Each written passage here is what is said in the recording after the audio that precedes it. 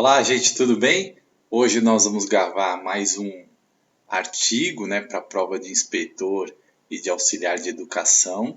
Então a gente está procurando sempre aperfeiçoar o canal, né? Então agradeço a todos que acompanham.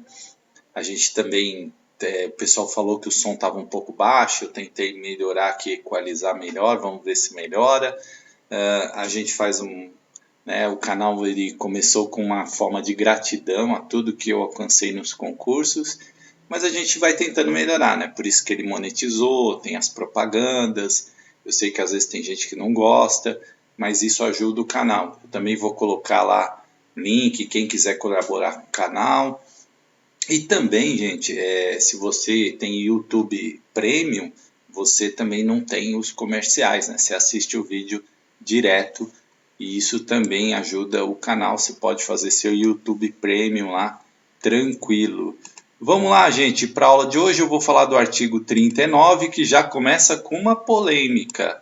Seção 2, né? Servidores públicos, emenda constitucional 18 de 1998, e tem uma polêmica. Quando você começa a estudar esse artigo, você vai ver dois artigos iguais na Constituição. Aí você fala, meu Deus, o que é isso? Então vamos lá. O artigo 39A. A União, os Estados, o Distrito Federal e os municípios instituirão, no âmbito de sua competência, regime jurídico único. O que é o regime jurídico único? A prefeitura, no caso aqui o município, o estado, a União, o Distrito Federal, mas nós estamos falando de município, porque o concurso vai ser municipal. Nesse caso aqui, gente, é assim, esse artigo ele determina que a prefeitura tem um regime jurídico único. O que é isso? Ou a prefeitura é estatutária, que é o caso, por exemplo, são os servidores públicos, então eles seguem o regime estatutário, ou a prefeitura é seletista, então não é servidor público, é emprego público, e aí a prefeitura tem o regime de CLT, tá? Antigamente as prefeituras mesclavam, uma tinha um pouco estatutário, um pouco seletista, e aí a Constituição vem no seu artigo 39 e fala assim, ó, agora é assim, só pode ter um. Você tem que escolher um ou escolher outro. Você pode ser seletista, emprego público, como é o caso, por exemplo, da cidade de Mairinque, ou você pode ser regime jurídico único, estatutário, como é o caso de Sorocaba. E aí, planos de carreira para os servidores da administração pública direta, das autarquias e das fundações públicas. Então, ele veio para colocar todo mundo num regime único. Você tinha que escolher. Aí, gente, o que acontece? Veio uma ADIM. O que é a ADIM? A ADIM é uma ação direta de inconstitucionalidade que questionou esse artigo. Por quê? Tinha município estado que tinha problemas para ficar só com um regime jurídico único. Aí foi feito um outro artigo, o 39, que diz assim: a União, os Estados, o Distrito Federal, os municípios instituirão o Conselho de Política de Administração e Remuneração de Pessoal, integrado por servidores designados pelos respectivos poderes. Foi a emenda 19 de 1998. Então essa aqui foi a 18, essa aqui foi a 19. E aí o que aconteceu, gente? Aí é uma confusão, né? Por quê? Depois o Supremo Tribunal, se eu não me engano, lá pelos anos de 2007, 2008, eu não vou lembrar agora, deu uma decisão provisória dizendo que o seguinte, que esse aqui não valia mais, tá? Ele veio depois, para substituir esse, mas ele não valia mais. O que valia era esse mesmo que estabelecia o regime jurídico único. E esse aqui, que criava o Conselho de Política, Administração e Remuneração de Pessoal, não valia mais. Porém, essa decisão, ela não foi uma decisão definitiva. E até hoje não tem uma decisão definitiva sobre isso. Então, o que ela fez? Ela tem os chamados efeitos, se eu não me enganar no termo jurídico, isso não vai cair, só por curiosidade, ex nunc, ou seja, os efeitos da decisão do Supremo valem a partir da data da decisão. E o que antes vigorava nesse artigo 39, as prefeituras que se organizaram lá com base nesse artigo e acabaram não seguindo lá o regime único e que criaram lá várias leis e tal, aquilo vale, tá? Vale para aquele período.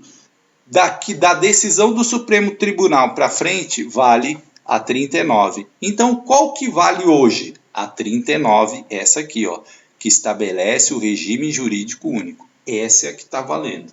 Essa aqui ainda vale, mas só vale naquele período em que ela ficou ali valendo da emenda 19, de 1998 até, se eu não me engano, 2007, quando veio a decisão do Supremo. Então, nesse período, tudo que foi decidido ali continua valendo. A partir da decisão do Supremo Tribunal, que julgou que esse aqui não valia, começou a valer este aqui. É meio confuso, né, gente? Não sei se a VUNESP vai perguntar. Mas assim, a diferença aqui ó, é que uma estabelece o regime jurídico único de planos de carreira para os servidores e o outro institui o Conselho de Política de Administração e Remuneração Pessoal, certo? Mas a que vale hoje é essa aqui, ó, é a primeira aqui, tá? Já esclarecendo. Olha aqui, já coloquei uma questão aqui, que essa questão, gente, é super difícil, tá? Questão super difícil, eu coloquei só para ilustrar o que eu acabei de falar. Ó, o artigo 39 da Constituição Federal prevê em seu caput. Caput, gente, é a cabeça do artigo, tá? É isso aqui, ó. Isso é o caput, né? Porque às vezes vem os incisos, parágrafos, são os números romanos, né? Os parágrafos, os incisos têm aquela letrinha, aquele símbolo que eu vou falar para vocês já já. Aqui, ó. No entanto, após a promulgação da emenda constitucional 19, os entes políticos estão livres para escolher o regime do serviço público. Então, afirmou isso aqui. B. Nos termos da Constituição Federal de 88, o servidor público será considerado estável após a aprovação em estágio probatório, o qual durará 3 anos, prorrogáveis por mais 3 a critério da administração. Não é isso, né, gente? Estágio probatório são, na verdade, 3 anos. Então, 3 anos de estágio probatório. Não tem nada de prorrogável por mais de 3 anos a critério da administração. Não tem nada disso, tá? Isso está errado aqui na B. A acumulação de cargos é possível nos termos da Constituição Federal, desde que sejam 2 cargos técnicos. Lembra da nossa aula? Não é isso, né? Professor, por exemplo, pode acumular, pessoal da saúde pode acumular, então a C também está errada. Isso aqui você já estudou, então você sabe. D. A publicação das informações dos servidores públicos é possível nos termos da Constituição Federal de 88. Entretanto, restringe-se aos dados cadastrais e histórico funcional. Ainda deve constar na publicação de sanções aplicadas em razão do exercício do poder disciplinar da administração pública. Não é isso, tá? Hoje, inclusive, se permite que se publique até o salário das pessoas por conta da questão da transparência, né? Então, a D também está fora. E aí, o regime jurídico único está vigente, pois o STF julgou inconstitucional a emenda 19 de 98 no tocante à alteração do caput do artigo 39 da Constituição Federal. É exatamente o gabarito letra E, ó. Então, gente, isso aqui foi tornado inconstitucional. Só que os efeitos dessa lei, enquanto ela existiu de 98 até mais ou menos 2007, se eu não me engano, permanecem, né? É aquilo que eu falei, o efeito ex nunc, é da decisão para frente. O que estava para trás não mexe. Mas aqui, gente, ó, artigo 39, ele está valendo é esse aqui. Então, o que está valendo? É o regime jurídico único. Se a VUNESP perguntar para você sobre regime jurídico, é o único que está valendo, certo? Não é como diz aqui, ó, que os municípios estão livres para escolher o regime do serviço público. Eles podem escolher ou estatutário ou seletista. Não pode escolher os dois, tá? Então, tudo bem? Gabarito letra E. Vamos aqui, ó. Primeiro parágrafo, ó, esse símbolo aqui que eu sempre esqueço o nome, identifica os parágrafos na lei. E aí, primeiro, a fixação dos padrões de vencimento e dos demais componentes do sistema remuneratório observará. Aí os incisos, que são os números romanos. E eu falo para vocês que é importante. A VUNESP pode perguntar isso? A fixação dos padrões de vencimento dos demais componentes do sistema remuneratório observará. E aí perguntar para vocês qual que eles observam, colocar lá itens para vocês checarem se são esses mesmos. Então, o que que observa? A natureza, o grau de responsabilidade e a complexidade dos cargos componentes de cada carreira. O que que significa isso, gente? A natureza do cargo, o grau de responsabilidade. Portanto, por exemplo, um juiz, né, qual a complexidade do cargo dele é maior, um desembargador, um promotor, um médico, um engenheiro, um analista financeiro, é uma complexidade maior, tem que ter mais conhecimentos, mais responsabilidades ali, né? Veja, a responsabilidade de um médico, responsabilidade de um juiz, de julgar uma pessoa, é um grau de responsabilidade grande, né? Então, de acordo com isso, né, vai se estabelecer aí os padrões de vencimento de acordo com o grau de responsabilidade e complexidade dos cargos. 2. Os requisitos para investidura. O que exige, né, para você ser um juiz, para você ser um médico, para você ser um engenheiro, para você ser um analista, para você ser um oficial, um agente da Polícia Federal. Então, alguns cargos exigem curso superior, exigem um conhecimento em determinadas áreas. Então, quanto mais exigência, né, a tendência é que sua remuneração seja maior, certo? E a peculiaridade dos cargos, né? As características dos cargos, como eu falei, médico, juiz, um engenheiro, né? Aí tem gente que quer brigar com a prova. O professor também é importante, no entanto, o salário do professor é menor, sabe? Gente, questão, a lei está aí, né? Está colocada dessa maneira, tem várias polêmicas isso aqui, mas na prova, se perguntar, você vai responder o quê? Exatamente isso aqui. Natureza, grau de complexidade, requisitos para investidura, peculiaridades dos cargos, tá? As características do cargo. Então, quanto mais complexo um cargo, quanto mais importante ele é, maior a sua remuneração de acordo com a nossa Constituição, certo?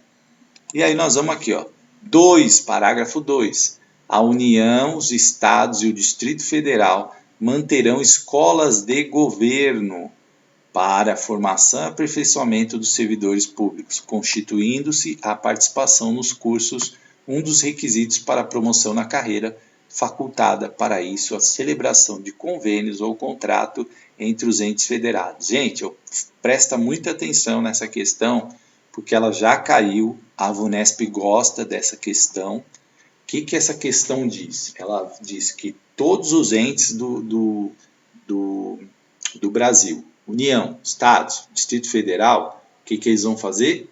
Todos os entes, né, menos o município, tá? Ele não fala de município aqui, ó. União, Estado, Distrito Federal. Município não. Manterão escolas de governo. O que a VUNESP pode tentar te induzir? Colocar um município aqui, e aí no parágrafo 2 não fala de município. E aí perguntar se está correto, tal, colocar uma alternativa com o município para te enganar, e você, de repente, lá, é município, faz sentido. Não, o município não entrou aqui, tá? Poderia ter entrado na lei? Poderia, mas o legislador na época não colocou o município. Colocou a União, os Estados e o Distrito Federal.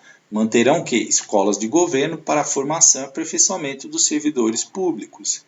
Né? E aí colocou isso como uma condição para a promoção na carreira.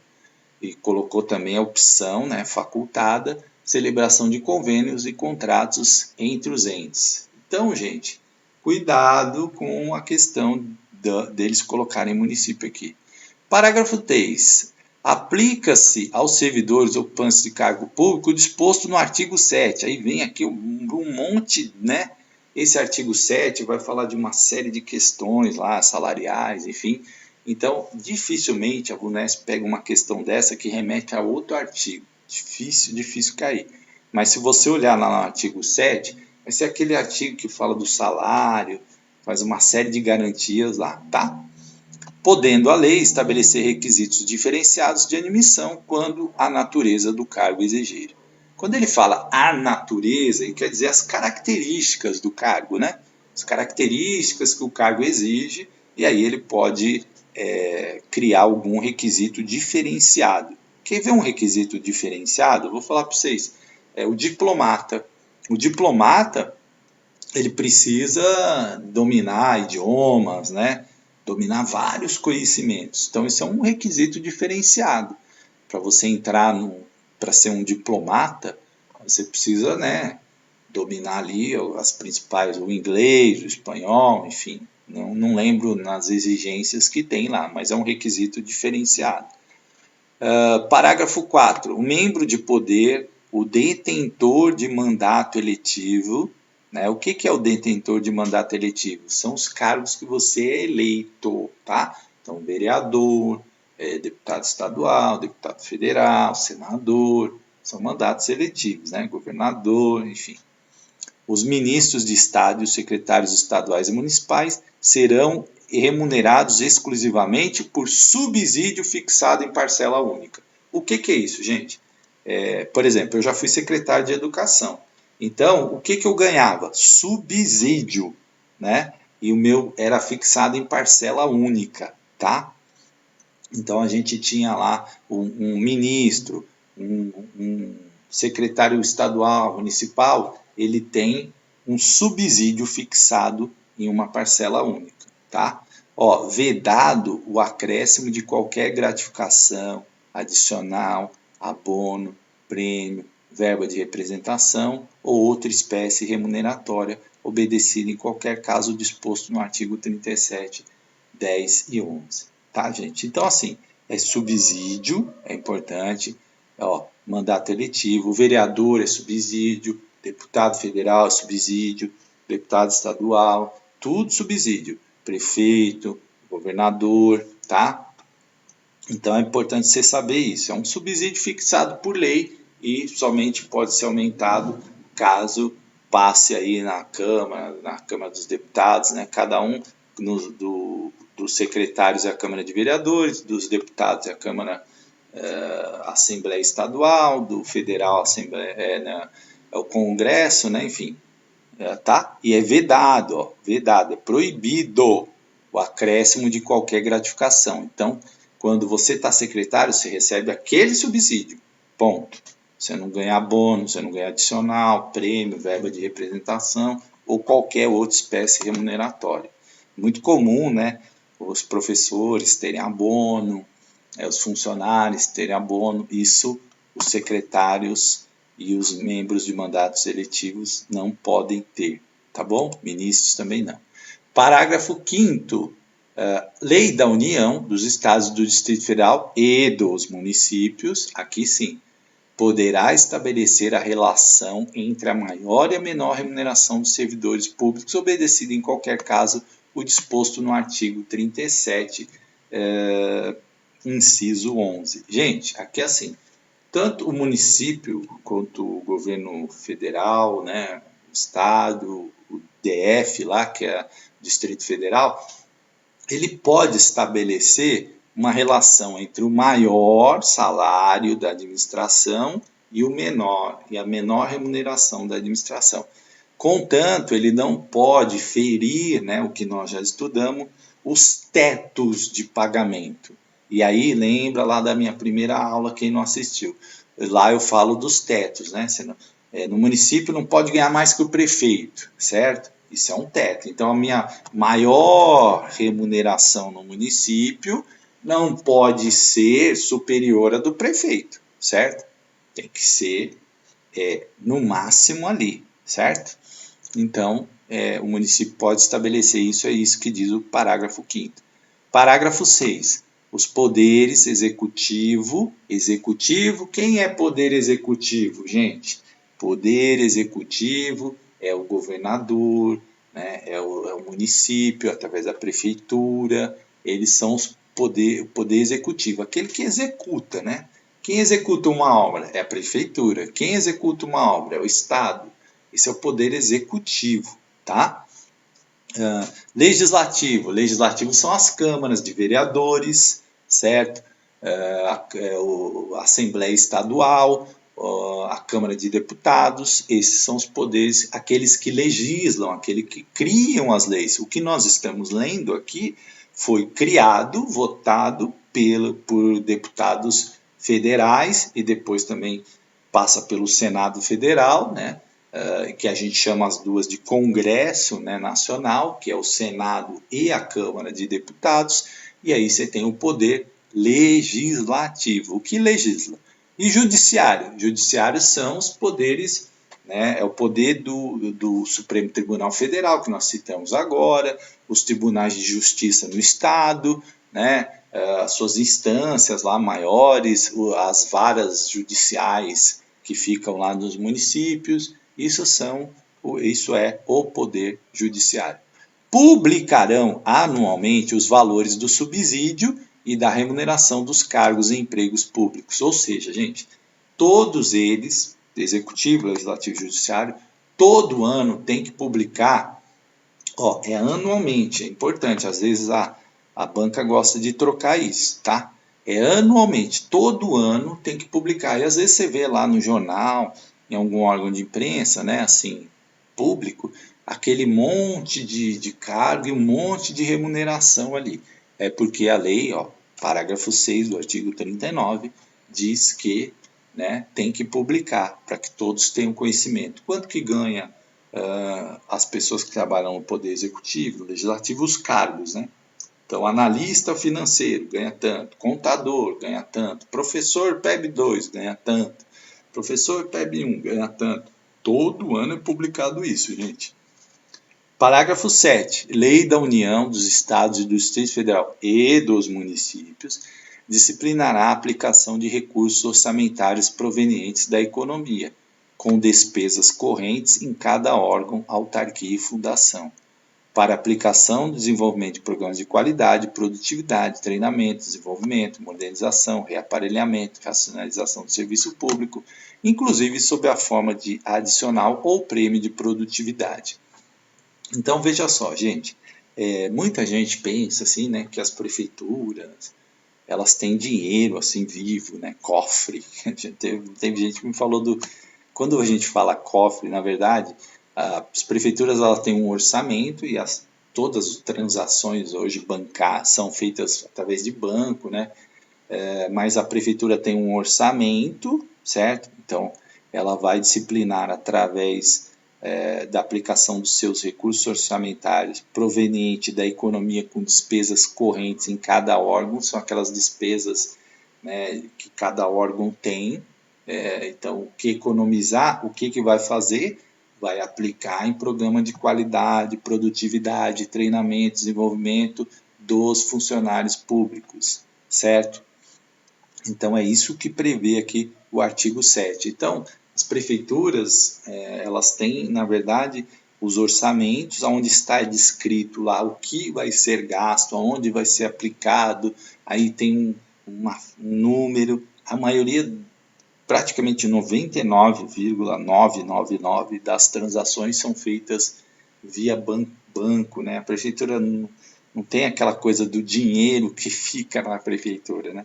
Na verdade, o dinheiro da prefeitura fica no banco e é gerenciado ali de acordo com as despesas previstas e colocadas no orçamento, tá? Então, só para efeito de curiosidade. Então, tudo bem, gente? Esse é um parágrafo importante porque ele fala de treinamento, produtividade, desenvolvimento, modernização, reaparelhamento, de investimentos que serão feitos desde que tenha economia, né, com despesas correntes em cada órgão, para que a prefeitura invista, o Estado invista, né, o governo federal invista no desenvolvimento dos seus servidores e também do serviço público, como está aqui, né? Inclusive sob a forma de adicional ou prêmio de produtividade. Existe, por exemplo, em algumas prefeituras, os fiscais que ganham por produtividade. Se eles, né, arrecadarem mais para a prefeitura, aí eles ganham lá um X, tá? Isso é um prêmio de produtividade. Parágrafo 8. A remuneração dos servidores públicos organizados em carreira poderá ser fixada nos termos do parágrafo 4, conforme a gente já viu aqui o parágrafo 4, tá? E aqui a gente já falou dele, né? Só lembrando para vocês, e aqui ele fala da remuneração dos servidores públicos, que segue os mesmos parâmetros aqui do parágrafo 4. Parágrafo 9. É vedada a incorporação de vantagens de caráter temporário ou vinculados a exercício de função de confiança ou de cargo em comissão à remuneração do cargo efetivo. Aqui eu queria explicar para vocês, gente, é proibido, é vedada, né? É proibido. Então, por exemplo, eu fui quase 6 anos secretário de educação. Eu não era funcionário público, eu era cargo comissionado. A prefeita foi lá, me escolheu para ser secretário de educação. Eu assumi o cargo.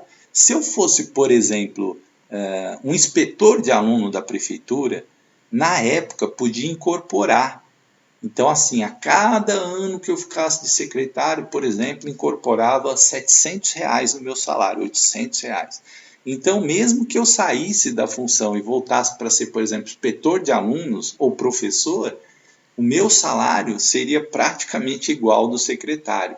Então, gente, isso era uma farra que acontecia, né? Porque tinha gente que ocupava cargo vários anos ali, cargo de chefia, cargo de ir incorporando, a pessoa estava ganhando 10 mil, 11 mil, 12 mil, em funções, às vezes, né, em funções que não tinham esse salário na prefeitura. Então era uma disparidade muito grande. Você tinha um cara lá ganhando 2 mil e outro ganhando 12. Então isso foi proibido pela Constituição, ó, em 2019, que é vedada a incorporação de vantagem de caráter temporário. Por quê? Você ser secretário é temporário. Você não vai ser secretário de educação a vida inteira. Aquilo ali acaba.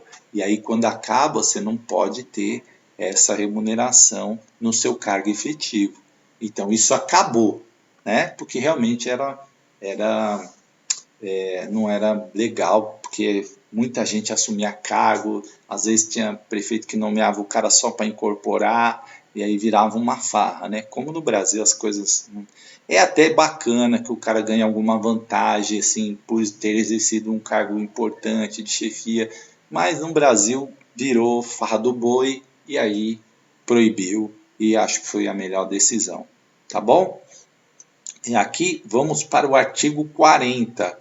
O regime, eu não vou falar todo dele, vou falar uma parte para a aula não ficar muito extensa, tá? O regime próprio de previdência social dos servidores titulares de cargos efetivos terá caráter contributivo e solidário. Esse é um parágrafo que você tem que prestar bastante atenção. Gente, as prefeituras hoje elas têm regime próprio de previdência, o RPPS, né, que alguns chamam. Que significa o quê? Todo mundo que está trabalhando na prefeitura lá contribui. E todo mundo contribui para um fundo, né, que é administrado por essa previdência, e ele é contributivo e solidário, ou seja, o que eu contribuo não é para atender só a minha pessoa, é para atender a todos.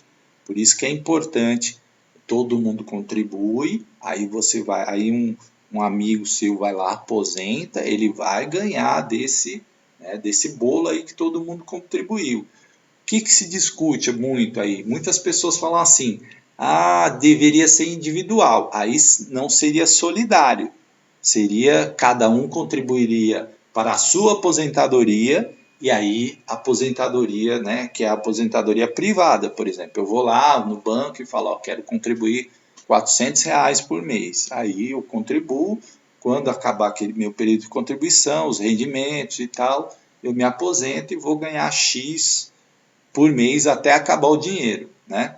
O contributivo solidário, ele tem uma vantagem. Se você aposentar lá com 70 anos e você viver até os 100 anos, ele vai te pagar 30 anos de salário, né?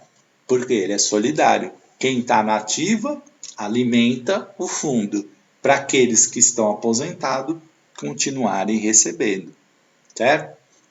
Mediante contribuição do respectivo ente federativo, de servidores ativos, então é aquilo que eu falei, né? Os servidores ativos contribuem, os aposentados também, pensionistas, observados critérios que preservem o equilíbrio financeiro e atuarial. O que é esse financeiro e atuarial?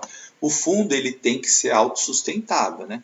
Então, aquele dinheiro que vai para lá, muitas vezes os fundos investem aí em algumas questões aí, alguns fundos de rendimento, aplicações em ações, enfim, para que eles tenham sempre um equilíbrio, que ele vai ter sempre dinheiro para pagar quem está aposentado. E isso é o chamado equilíbrio financeiro e atuarial. Ele não pode ter desequilíbrio, ou seja, o dinheiro começar a diminuir de um ponto que daqui a pouco, daqui a 5 anos, daqui a 10 anos, não vai ter mais como pagar os aposentados. É isso que chama equilíbrio financeiro e atuarial. Por isso que às vezes se discute tanto, tem que fazer a reforma, porque hoje o pessoal está vivendo mais, né? E aí os fundos não vão aguentar, porque a pessoa vive até 90 anos, aí paga 20 anos a pessoa sem 20 ou mais, né? Enfim, são discussões que tem. Mas os fundos têm que ser sempre equilibrados de forma financeira e atuarial. Parágrafo 1. O servidor abrangido por regime próprio de previdência social será aposentado. Então, quando que você é aposentado? A emenda constitucional 103 de 2019, recente, do ano passado. 1. Por incapacidade permanente para o trabalho. Quando você está incapacidade permanente, você é aposentado no cargo em que estiver investido, quando insuscetível de readaptação, ou seja, quando não há como você ser readaptado. Então, você entrou lá de inspetor de aluno, teve uma doença, tal, aí você não pode mais atuar como inspetor de aluno. Você tem que ser readaptado para outra função. Mas se não dá, a doença que você teve não dá para te readaptar em nenhum lugar. Aí você é aposentado por incapacidade permanente para o trabalho. Detalhe, né, gente? Aí você não pode trabalhar mais em nenhum lugar, certo? Se você for pego trabalhando, aí você pode perder a sua aposentadoria. Hipótese em que será obrigatória a realização de avaliações periódicas, é por isso que é feita sempre avaliação periódica, tá? Porque essa incapacidade permanente, ela pode cessar um dia, né? Acontece às vezes. Para verificação da continuidade das condições que ensejaram a concessão da aposentadoria na forma da lei do respectivo ente federativo. Um inciso importante também, você deve ler com muita atenção, porque as bancas gostam de perguntar isso sobre readaptação, né? Então é importante você ter em mente isso aqui, porque foi recente, tudo isso é muito recente, né? De 2019, porque pode cair na prova. Essa, inciso 2, eu apostaria que pode aparecer na prova. Compulsoriamente, ou seja, o que é uma aposentadoria compulsória? Significa uma aposentadoria que você é obrigado a aposentar quando você atinge 70 anos de idade, com proventos, né, que são seus ganhos, né, salariais, proventos proporcionais ao tempo de contribuição. Por quê? Vamos supor que eu prestei um concurso, eu tinha 68 anos e prestei o concurso para inspetor de alunos. Eu vou trabalhar 2. E aí, compulsoriamente, serei aposentado aos 70 anos de idade. Ou aos 75 anos, na forma de lei complementar. E aí já tem uma lei complementar sobre isso, tá? Por que isso foi feito, gente? Antigamente era só até os 70 anos, agora se estendeu até os 75 anos de idade. Veja, é o ou, mas tem que estar na forma da lei complementar. Os ministros do Supremo Tribunal Federal, sabe? Os ministros do Supremo, né? O Lewandowski, o ministro Marco Aurélio, o ministro Celso de Mello, que se aposentou agora, todos os ministros lá, que estão sempre aí, as pessoas falando deles e tal, eles só podiam quando chegava a 70 anos, eles tinham que se aposentar. Agora eles podem se aposentar aos 75 anos de idade, tá? A lei abriu essa possibilidade. Abriu também, essa possibilidade também pode ser usada, por exemplo, por um professor universitário. Eu tinha um professor excelente na Universidade de Campinas, um mestre assim, mestre não, que ele era pós-doc, né? Ele era um professor fantástico, maravilhoso, uma pessoa, um intelectual fantástico. Mas quando deu 70 anos de idade, ele teve que aposentar. Só que ele ainda tinha muito a produzir. E aí ele ficou, né, como professor convidado e tal. Mas hoje ele poderia estender aí 5 anos a sua carreira, tá? Então guarda essas idades aqui, ó, 70 anos de idade, aposentadoria compulsória, ou aos 75 na forma de lei complementar. Aí a lei estabelece lá os critérios, certo? 3, olha aqui também, essa aqui você vai ter que gravar, né, gente? Parágrafo 3, o que diz aqui, ó, no âmbito da União, e desculpe, inciso 3, né? No âmbito da União, aos 62 anos de idade, se mulher. Então, mulher, qual é a idade? 62. No âmbito da União.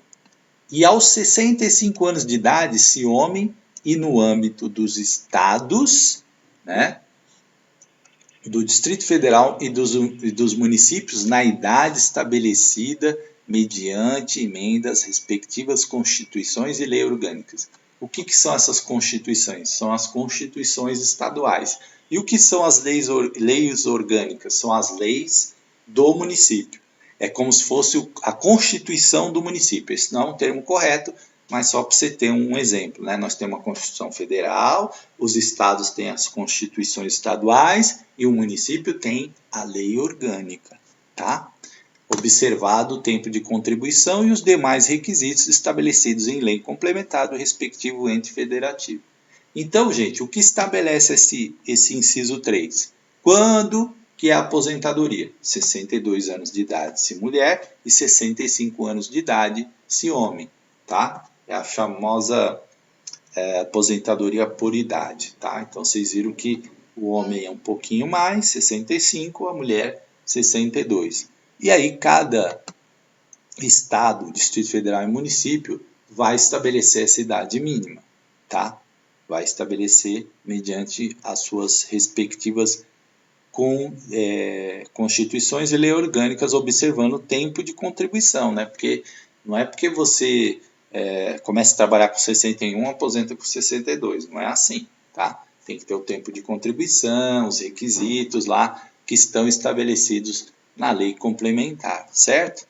Parágrafo 2. Os proventos de aposentadoria não poderão ser inferiores ao valor mínimo a que se refere o parágrafo 2 do artigo 201 ou superiores ao limite máximo estabelecido para o regime de previdência geral de previdência social, observado o disposto do 14 a 16. Então, esse parágrafo 2 estabelece os limites, né? Não pode ser inferior a um valor mínimo que está lá no artigo 2 do 201 e nem superior ao que está no parágrafo 14 e 16.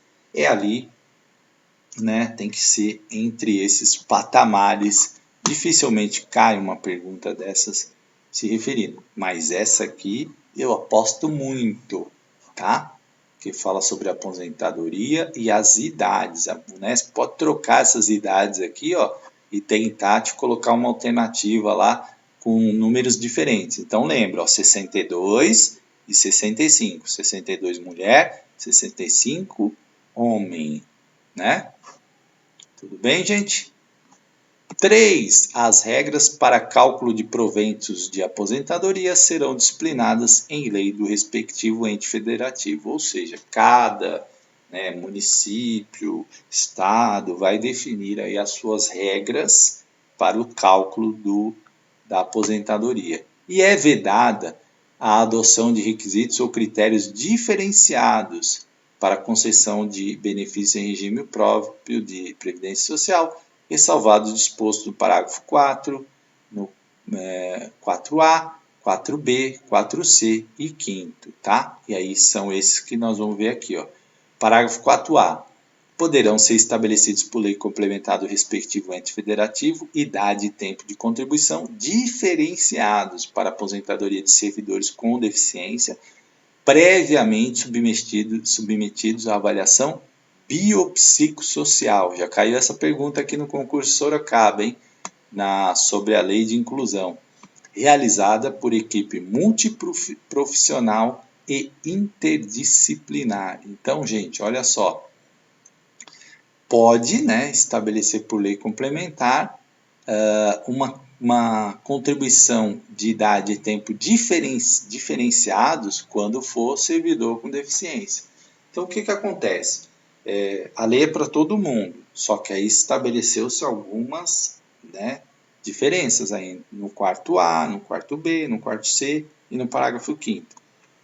Quarto B, poderão ser estabelecidos por lei complementar.